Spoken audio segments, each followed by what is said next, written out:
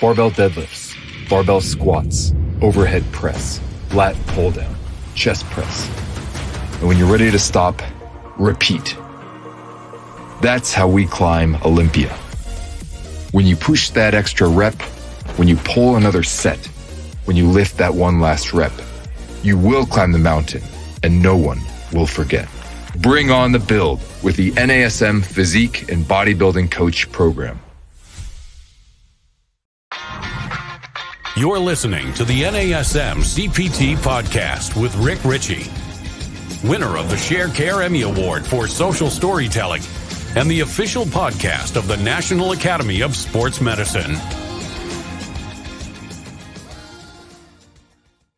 Hey y'all, and welcome to the NASM-CPT Podcast. My name is Richey, and today I'm going to reach into the mailbag because I got an excellent email that I think is very relatable to so many people with somebody who's a little nervous getting started as a personal trainer. So let me start with the email, and then I'll throw in a little one of my stories when I first started training back in the day, and then we'll talk it out and see if we can help you be maybe a little less nervous as you get into it. So the email says, "Good evening, Dr. Richey. My name is Shannon. I am newly certified personal trainer with NASM.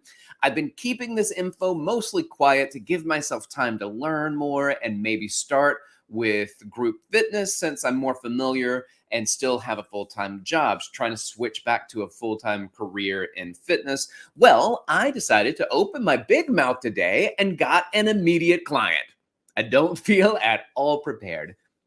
I haven't been able to breathe since I left work. I passed all my certification exams first try, but still feel terribly inadequate, especially in the area of weight loss. Head knowledge is very different from application. I listen to your podcast on imposter syndrome and relate all too well. I'm sure you get this question all the time, but I could really use some rational advice. Any advice on anything would be greatly appreciated. I want to be fair to my client. Did I mention that I am terrified? Thanks for considering my question, Shannon." Well, Shannon, let's jump into this. First of all, I wasn't nervous when I first started training and I didn't know anything. I was ready. I was like, let's just work out and have fun. And I think that maybe there's something to that, working out and having fun. But I think it was maybe my third client that when I started at the gym in February of 2002, and we would do free sessions for people when they signed up. And anyway, I think it was the third complimentary session that I did was with a physician. And I found out that they were a doctor prior to me going into it. I was so nervous. Oh, Shannon, I was so nervous. I was like, there's no way. I don't know enough. This doctor's going to know everything, and I'm not going to know anything. And then we're going to try to do stuff, and the doctor's going to be like, you sure that's going to be what it is? Are you sure you're supposed to do that? Wow, those were all made up stories in my head. They were all made up stories, and I can assure you they were made up because I tried to sound super smart, and this physician had no idea what I was talking about. And really, like, this person doesn't know anything about deadlifts or squats or RDLs or hip thrusters or bridges or tempo and push-ups and range of motion and how to exercise maybe on their own, hence why they came to me and maybe also why they're coming to you. So you definitely have a heads up when it comes to this. So as we jump into this one, I have a list of several things that I just want to run by you, Shannon, and for the rest of you that are new and nervous. First off, number one, train yourself. And I know that you may do that, but while you're training yourself, think about what you're doing to yourself. Sometimes we just go on automatic, but you got to be on a program yourself. Maybe do the OPT model yourself on yourself so that you are like, okay, now I have direction. Thank you, OPT model. Now I have education, NASM. Now I'm putting it together and applying it to myself. And so now I have an understanding. And once I have this understanding, then I feel more comfortable and confident when I go out and start to apply that to other people. I think the other thing that should be done also, so this is number two, first, train yourself. Two, practice writing programs, practice writing workouts out. So, one of the reasons we get so nervous is because we're not sure what to do with people. But a lot of times we're not sure what to do with people because we haven't practiced putting programs down. So, in our head, everything gets muddied, everything is confused. What about this? What about this? And we get all these whatabouts that if we just write it down, we can create a much clearer path onto what it is that we want to do. And if they have a particular goal, then we can start incorporating things that better gear and aim our workout towards that particular goal. And you mentioned particularly weight loss. So with that, I'll get into that as the last thing that I want to talk about. So, number two, practice writing your programs. Number three, train other people, train your friends and family, train people for free if you have the ability to do that. And people have got the time and they're willing to work with you. And you're going to be at the gym, work out with a workout buddy and say, hey, these are the workouts that I put together for us. Let me put together this week's workout. So, you're going to work and train with friends and family. People who are not going to judge you harshly, people who are likely to give you feedback that maybe you don't want to hear, but maybe you should hear, because they're the ones that are going to be more likely to give that feedback. Now, with that being said, I've also trained significant others and early on my wife when we were dating, and she's awful, as they've all been, because they exercised on their own. And when I say things, they will give me a what about this? What about that? This is what I like to do. This is what I like to do. And at some point I was just like, then do what you like to do. You don't need a trainer. And so sometimes it can be more challenging to work with friends and family. Noted. But also, it's a good opportunity for you to be able to field some questions when you get the what about, or why are we doing this, or what does that mean? And I get a clicking here and I get a thing here. And people ask you these questions. And it's okay to be like, I don't know what that clicking is. Does it hurt? All right, let's work around it or keep going. So just be aware that you're going to get some feedback from friends and family, but it helps you get your reps in. Number four, I think you should be okay with being nervous. You got to be okay with being nervous. That's fine, because you're going to be nervous. You clearly are nervous. You either work through it or you don't do it. And I think that, like many trainers who have been in the business for a very long time, if I look back at some of my early workouts that I did with people, I'd be like, oh my goodness, I can't believe I did that.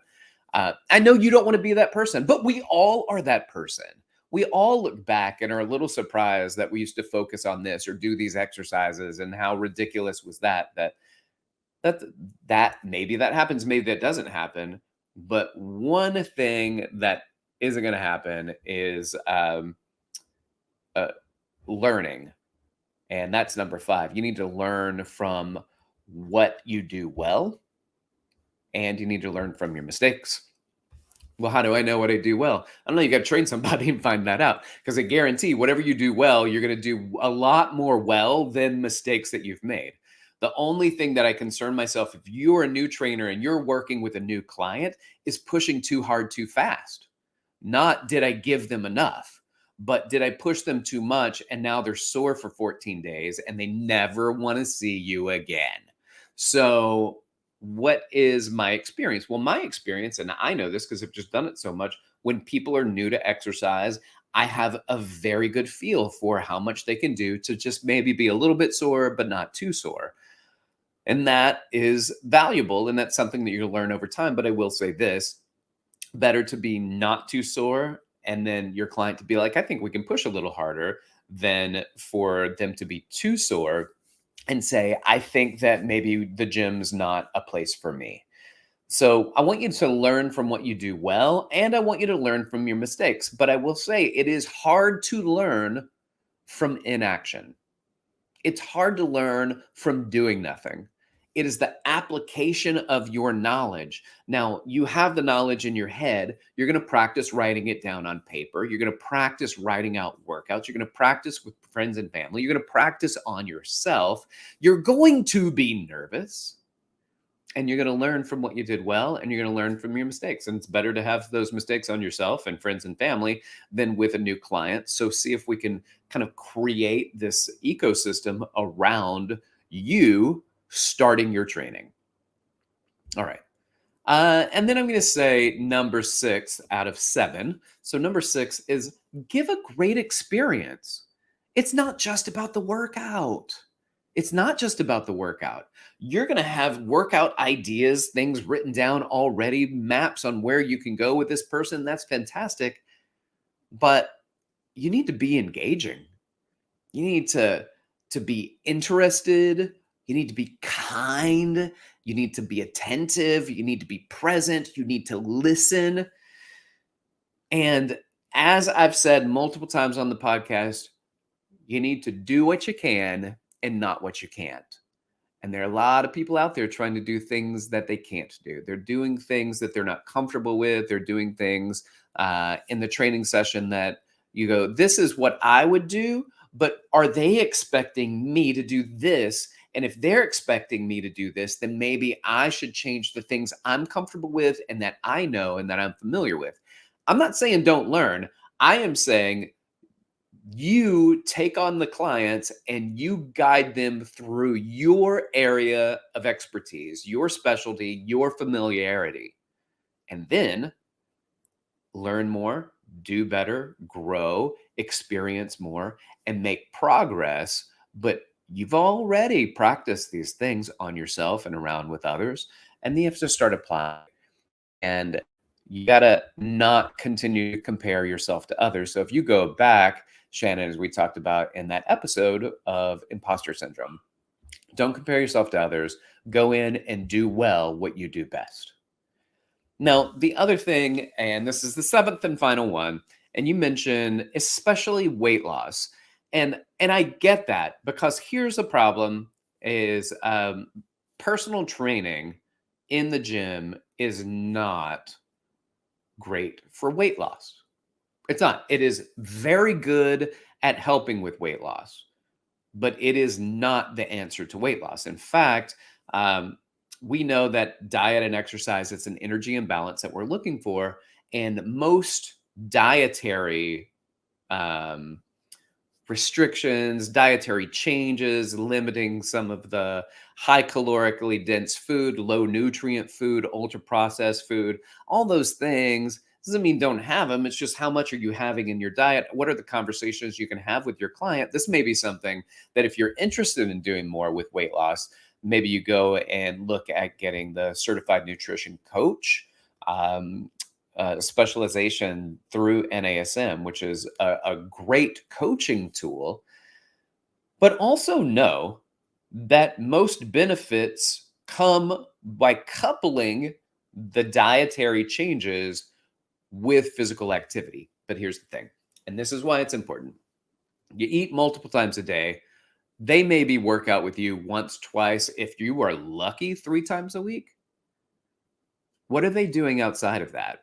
I think one of the biggest coaching tools that you can use with your clients is, it's not whether or not they're working out more without you. It's how active are they without you? How much standing versus sitting is going on? How much walking versus standing is going on? So we know that regular physical activity is valuable for weight loss. I didn't say regularly working out, regular physical activity. So moving more, sitting less. It's incredibly vague. I get that.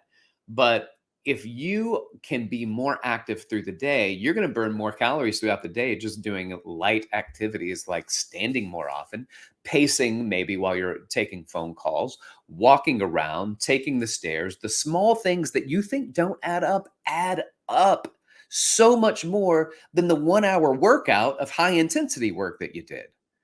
Because that's 1 hour versus multiple hours throughout the day of regular movement And those calories that you get through the regular movement throughout the other hours in the day are far more calories than you burn in the 1 hour workout. So be aware of that and focus on that. So let me run back through these again. For those of you who are new or not new and nervous about training some of the clients, number 1, train yourself.